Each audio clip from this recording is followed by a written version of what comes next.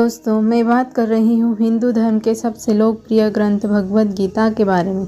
आप में से कुछ लोगों ने कभी न कभी भगवद गीता का पठन या श्रवण जरूर किया होगा।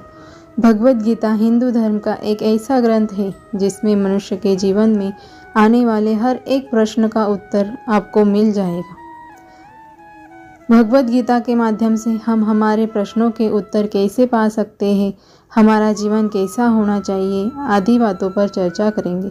तो चलिए शुरू करते हैं। भगवद गीता के अनुसार लाइफ मैनेजमेंट की हमारे इस सीरीज़ को, जो आपको आपके जीवन में आने वाले प्रश्नों व समस्याओं के हल खोजने में आपकी मदद करेगी। भगवद गीता पर आपके अनेक लेख पढ़े होंगे। हम यहाँ पर भगवद गीता के सार के माध्यम से आपको लाइफ मैनेजमेंट की कुछ तकनीकों के बारे में बताएंगे। तो चलिए शुरू करते हैं। भगवद गीता के पहले अध्याय का नाम अर्जुन विषाद योग है, जिसकी शुरुआत धृतराष्ट्र के प्रश्नों से होती है। धृतराष्ट्र यह जानना चाहते हैं कि युद्ध में क्या हो रहा है। उनका पुत्र दुर्योधन और उनकी सेना तथा उसके साथी पांडव पुत्र व उनकी सेना युद्ध भूमि पर क्या कर रही है। गीता के इस अध्याय में दोनों ओर की सेनाओं में उपस्थित शूरवीरों के वर्णन के साथ अर्जुन के विषाद का वर्णन भी गीता के इस प्रथम अध्याय में किया गया है। आइए अब जानते हैं गीता का प्रथम अध्याय क्या कहता है। गीता के प्रथम अध्याय में धृतराष्ट्र यह जानना चाहते हैं कि युद्ध भूमि पर क्या हो रहा है, क्योंकि वह आंखों से अंधे थे, इसलिए वह स्वयं युद्ध को नहीं देख सकते थे। इसलिए उन्होंने अपने सारथी संजय से कहा कि तुम मुझे युद्ध भूमि पर ले चलो और वहाँ का वृत्तांत सुनाओ। तब व्यास ऋषि ने संजय को दिव्य दृष्टि प्रदान की, जिसके कारण संजय हस्तिनापुर में होते हुए भी कुरुक्षेत्र की युद्ध भूमि का समाचार धृतराष्ट्र को सुनाने में सफल हुए। धृतराष्ट्र के पूछने पर संजय ने युद्ध भूमि का समाचार सुनाते हुए धृतराष्ट्र को बताया कि पांडवों के पास 7 अक्षौणी सेना है, जबकि कौरवों के पास 11 अक्षौणी सेना है। पांडवों की सेना में अर्जुन, भीम, विराट, नरेश, महारथी, द्रुपद, धृष्टकेतु, चेकितान, काशीराज, पुरुजित, शैव, कुंतीभोज, युधामन्यु, सुभद्रापुत्र अभिमन्यु तथा द्रौपदी के पुत्र सम्मिलित थे। कौरव की सेना में भीष्म, कर्ण, कृपाचार्य, अश्वत्थामा, विकर्ण, सोमदत्त का पुत्र भूरिश्रवा जैसे महारथी अपने प्राणों के बलिदान के लिए उपस्थित थे।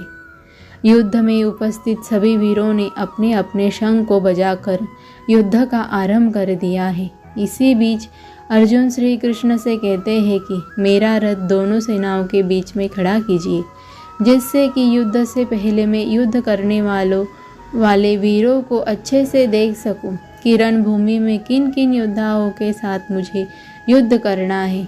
जब अर्जुन ने युद्ध भूमि के दोनों और अपने ही परिजन, चाचा, बाबा, गुरु, मामा, पुत्र, ससुर आदि प्रियजनों को शस्त्रों से सुसज्जित देखा तो अत्यंत ही दुख के साथ श्री कृष्ण से कहा कि मैं युद्ध नहीं कर सकता हूँ।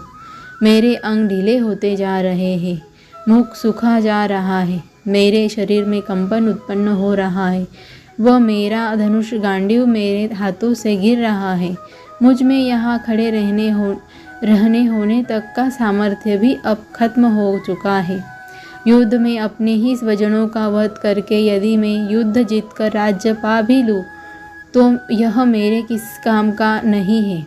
इस प्रकार अर्जुन के विषाद से भगवद गीता के इस प्रथम अध्याय का अंत होता है। दोस्तों, भगवद गीता में बताया गया है कि जब हम शत्रु या समस्या को देखते हैं तो वह हमें बहुत बड़ी दिखाई देती है, जिसे देखकर मन में अनेक प्रकार के विचार उत्पन्न होते हैं। भगवद गीता का प्रथम अध्याय हमें यह बताता है कि हमारे जीवन में चाहे शत्रु हो या कोई समस्या, सबसे पहले हमें उसके बारे में संपूर्ण जानकारी को प्राप्त करना चाहिए। समस्या के हर पहलू से हमें भली भांति परिचित होना चाहिए। समस्या के बारे में जानने के पश्चात हमें अपना स्वयं का आकलन भी करना चाहिए कि किस प्रकार हम अपनी समस्या पर विजय प्राप्त कर सकते हैं।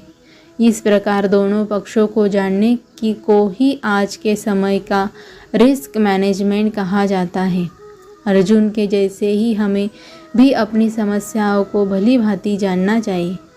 उस समस्या से होने वाले फ़ायदे व नुकसान भी हमें अच्छी तरह से पता होना चाहिए और फिर उसी के अनुसार हमें निर्णय लेना चाहिए। अर्जुन के माध्यम से भगवद गीता के प्रथम अध्याय में यह बताया गया है कि युद्ध की बात करना कितना आसान होता है, किंतु युद्ध करना बहुत ही कठिन होता है। जय श्री कृष्ण। अगर आपको यह वीडियो अच्छा लगा होगा और इस वीडियो से कुछ सीखने को मिला होगा तो इस वीडियो को लाइक, सब्सक्राइब और शेयर ज़रूर कीजिए। आपका दिन शुभ रहे।